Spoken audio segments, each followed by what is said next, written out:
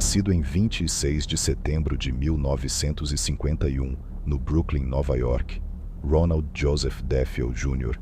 foi uma criança-adolescente problemático, arrogante e extremamente mimado. Ele tinha tudo o que desejava e era acostumado a ter dinheiro e bens materiais em decorrência das cortesias da indulgência de seu avô. Era o filho de Ronald Deffiel e Louise Deffiel, o mais velho de 5 crianças e considerado como um terceiro adulto na família, visto que era 5 anos mais velho do que a sua irmã mais próxima, Dawn. Era obeso e mal-humorado. Consequentemente, não era popular com as outras crianças, sendo muitas vezes vítima de bullying. Seu pai, o Sr. Deffiel, foi uma figura autoritária em casa e não tolerava desobediência. Ronald era o seu alvo preferido e foi quem mais sofreu nas mãos abusivas e violentas.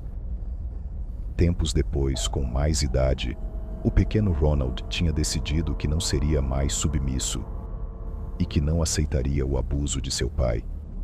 O menino foi crescendo e ficando forte, e a convivência entre ele e seu pai era cada vez mais abusiva, com brigas inacabáveis. Dos conflitos e gritarias passaram para agressões físicas. Seu pai, então, decidiu junto com sua esposa, Louise, que havia algo de errado com Ronald. Para o pai, o temperamento do rapaz era inapropriado e fora de controle. O rapaz foi enviado a um psiquiatra, mas ao visitar o psiquiatra, apenas ficava sentado e passivo sem interagir de forma significativa. E com isso seu tratamento foi diminuído. A família então mudou a estratégia e optaram por acalmar o rapaz com bens materiais e dinheiro. No aniversário de 14 anos do menino, o Sr. Deffiel comprou uma lancha de $14.000 como presente. Toda a atenção e afeto acabaram sendo substituídos por presentes e status. Eles davam-lhe dinheiro sempre que ele pedia, e quando eles se recusaram ou não estavam por perto para dar, ele simplesmente roubava. Ronald foi expulso da escola paroquial aos 17 anos, por uso de drogas e comportamento violento. Ele usava drogas como LSD e heroína. Praticava pequenos furtos, não porque precisava roubar, mas porque estava se desenvolvendo como um sociopata. Seus ataques violentos foram se tornando cada vez mais sérios e sinistros.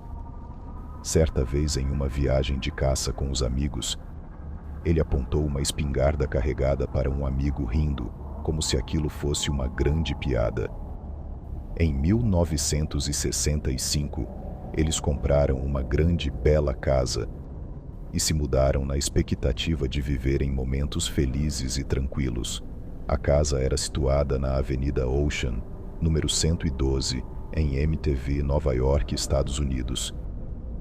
Em 13 de novembro de 74, perto das 2h30 da madrugada de uma quarta-feira, Ronald Deffiel Jr.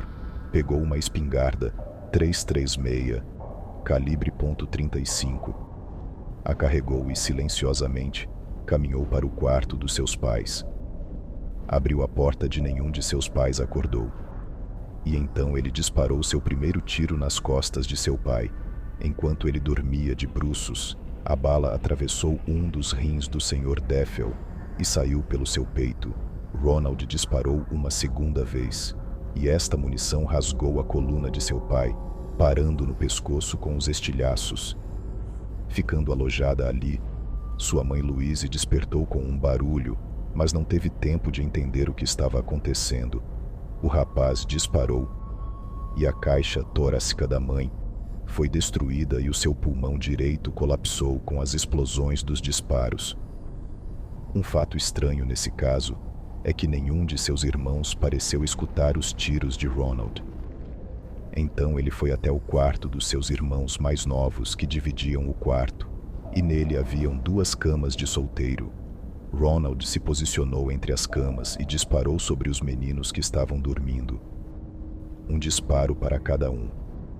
Mark morreu na hora, enquanto John, o mais novo, Agonizou até morrer, se contorcendo de dor e desespero, devido a uma fratura na coluna decorrente do tiro. Depois de matar os seus 2 irmãos e seus pais, ele foi até o quarto das suas irmãs, que também até então não acordaram com os disparos anteriores. A irmã mais nova, Jude, se assustou com a aproximação do irmão olhando para cima. Ronald apontou a arma para o seu rosto e disparou a sangue frio, enquanto ela olhava. Ela morreu na hora. Dawn, de 18 anos, levou um tiro em sua cabeça. O projétil estourou, destruindo completamente o lado esquerdo do seu rosto.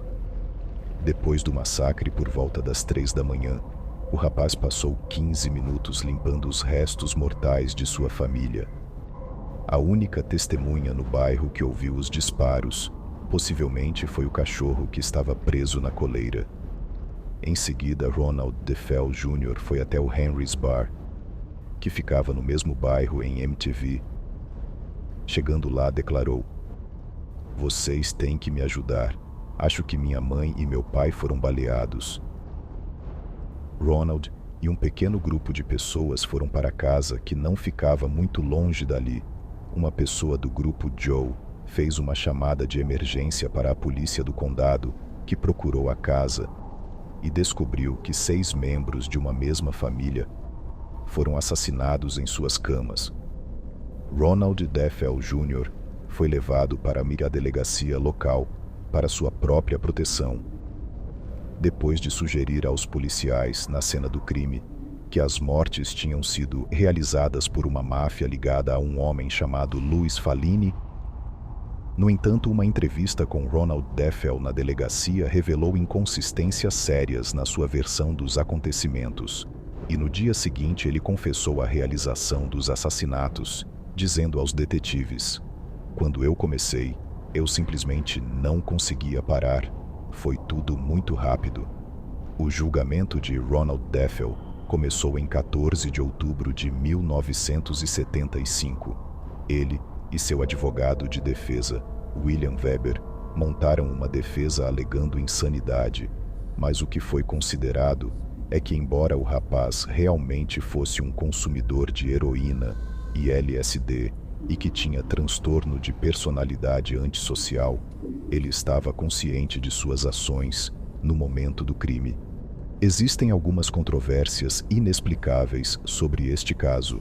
As 6 vítimas foram encontradas deitadas em suas camas, sem sinais de luta ou sedativos, onde o comum seria que alguém na casa deveria ter sido despertado pelo barulho dos primeiros tiros. Os vizinhos não relataram também qualquer audição de tiros sendo disparados. A investigação policial concluiu que as vítimas estavam dormindo no momento das mortes e que o rifle não estava equipado com o silenciador.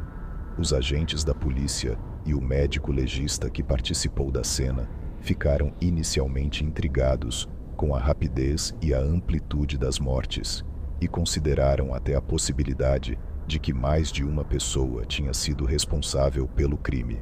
Durante o seu tempo na prisão, Ronald DeFeo deu vários relatos de como as mortes foram realizadas, todas elas inconsistentes. Em uma entrevista em 1986, ele alegou que sua mãe era responsável pelo massacre. História essa que foi rejeitada como absurda. Em 30 de novembro de 2000, em uma outra entrevista para um livro sobre a história, alegou que tinha cometido os crimes por desespero com a sua irmã e 2 amigos, sem dizer os seus nomes. Afirmou que depois de uma briga ficou furioso com seu pai. Então ele e sua irmã planejaram matar os pais e que então assassinou os irmãos a fim de eliminá-los como testemunhas. Em seguida, ele ficou enfurecido com sua irmã, bateu sua cabeça sobre a cama dela e logo depois atirou. Durante o inquérito policial original, vestígios de pólvora foram realmente encontrados na camisola de Dawn, indicando que ela poderia sim ter descarregado uma arma de fogo. As tentativas de contato com os 2 supostos cúmplices não obtiveram sucesso, já que um morreu em janeiro de 2001 e o outro entrou em um programa de proteção a testemunhas. A verdadeira razão pela qual a família inteira foi morta permanece obscura. A promotoria, durante o julgamento, sugeriu que o motivo dos assassinatos foi somente as apólices de seguro de seus pais. Ronald Joseph Deffel Jr.